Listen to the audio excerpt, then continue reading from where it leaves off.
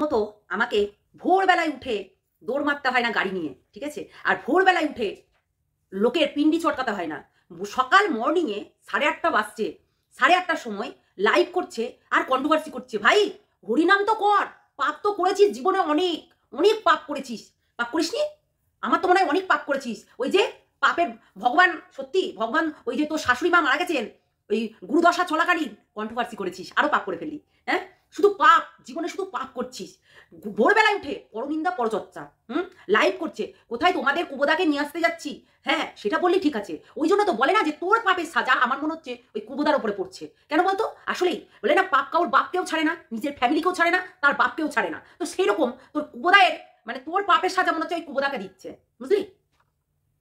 তোর ওই পাপের সাজা ওই কুবোদার করে দিচ্ছে। কেননা যেটুকু বোঝা যাচ্ছে তোর এই ভাষাগুলো শুনে, দেখ একটা মানুষকে তুই সকালবেলা হতে না হতেই থ্রেডিং এর ভিডিও, এমনকি ওই দালাল দালাল, তুই কি তুই কি তুই তুই তো আরো বেশি বড় দালাল। তুই শুধু দালাল নয়, তার রক্ষিতা হিসাবে তুই প্রতিদিন নিয়ত দিন তার বাড়িতে গেছিস এবং থেকেছিস এবং ভিউজ কামিয়েছিস। আর ভিউজ, শুধু ভিউজ নাকি, টাকা পয়সা আর্নিং করছিস এখনো পর্যন্ত। শুধু বাংলাদেশ বাংলাদেশ বাংলাদেশ, কোথাও ইন্ডিয়ার কেউ নেই, শুধু বাংলাদেশ থেকে গিফট আসছে তোর আর ওদের ফ্যামিলির। ওই ভিখারির ফ্যামিলি, ওই ভিখারির ফ্যামিলির ওই ভিখারির বৃদ্ধি করেই তো খাবে মনে করেছে। ওই ছেলেটাকে, বাচ্চা ছেলেটাকে ভিডিওতে নিয়ে এসে ইমোশনাল দেখিয়ে দেখিয়ে ভিউজ কামাবে আর খাবে ভেবেছিল। না হলে তাদের ভিডিও কে দেখে ভাই? কি আছে ভিডিওতে? কি আছে? কিছুই নাই, তবুও দেখবে একটাই কারণে, সেটা হচ্ছে ওই তো বাচ্চাটাকে দেখাবে, বারবার করে বাচ্চাটাকে দেখাবে। বাচ্চাটা খেতে পাচ্ছে না, বাচ্চাটা গিলতে পারছে না, বাচ্চাটা এই করতে পারছে না, ওইসবই দেখাবে। তাছাড়া অন্য কিছু দেখায়? হ্যাঁ, ওই কি করলো, নিজে বদর বদর বদর, 8টা বাজে 9টা বাজে 10টা বাজে, বল মাতাল মাতাল, পুরোটাই মাতাল, মদ খেয়েছে আবল তাবল বকছে। আর তুই সকালবেলা দালাল। আর তুই কি, তুই কি? ও না হয় দালাল, তুই কি? তুই দালাল না? তুই তো আরো বড় দালালের দালাল। দালাল না, শুধু দালাল না, রক্ষিতাও বটে। তুই রক্ষিতাও বটে। তুই কতটা চামার যে আমাদের ওপরে সঞ্জয়দাকে আমাকে শাসাচ্ছিস এবং সোমাকে, আমাদের এই দলবলকে শাসাচ্ছিস। সেই ভিডিওতে একটা কথা বলেছে, সেটা হচ্ছে পয়েন্ট ডিভাইস একটা কথা তুলেছে, সেটা বলেছে যে আমাকে কেউ পরিচালনা করতে পারেনি, আমি সবাইকে পরিচালনা করেছি। তাই না? ঠিক বলেছে। ঠিক তোর মুখ দিয়ে না কথাটা বেরিয়ে এসছে যে তোকে কেউ পরিচালনা করায়নি, কিন্তু তুই সবাইকে পরিচালনা করিয়েছিস, সবাইকে। তোর জন্য আজকে আমি সবার কাছে নিচু হয়েছি, সবার কাছে ছোট হয়েছি, সবার কাছে যারা আজকে তোর কাছে গ্রুপ গ্রুপ গ্রুপ গ্রুপ করছে কমেন্ট বক্সে, তারা একদিন আমাকে দিদি বলতো। কেন বলতো?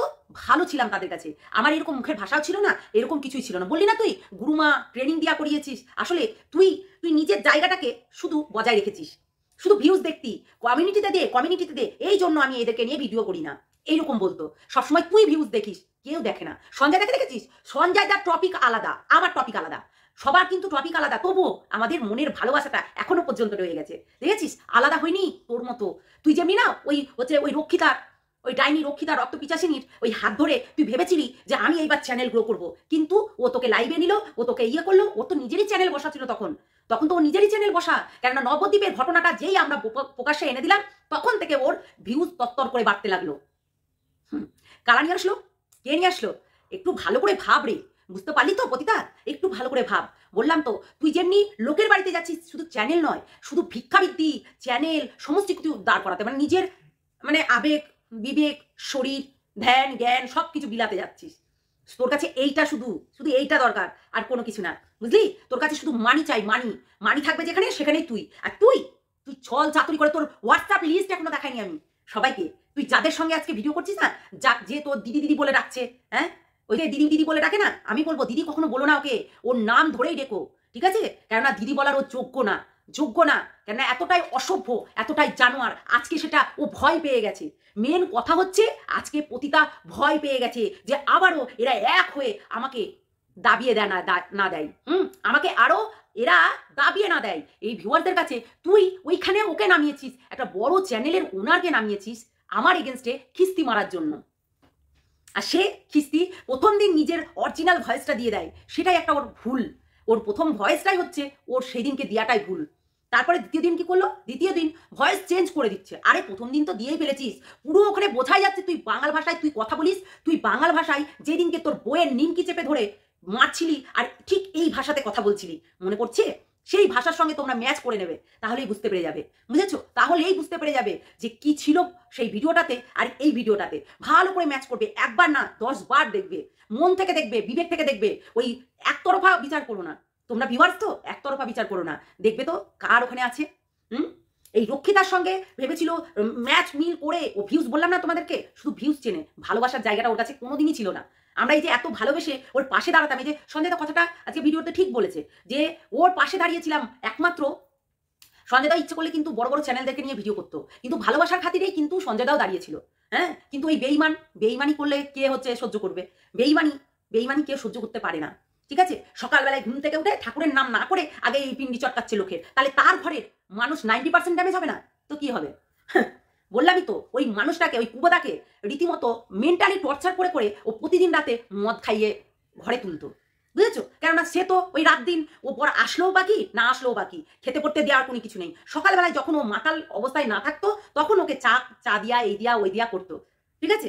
হ্যাঁ, অনেক কিছু ব্যাপার আছে বন্ধুরা, অনেক কিছু ব্যাপার আছে। আর সে আবার এত বড় বড় বাতেলা ঝাড়ে কি করে?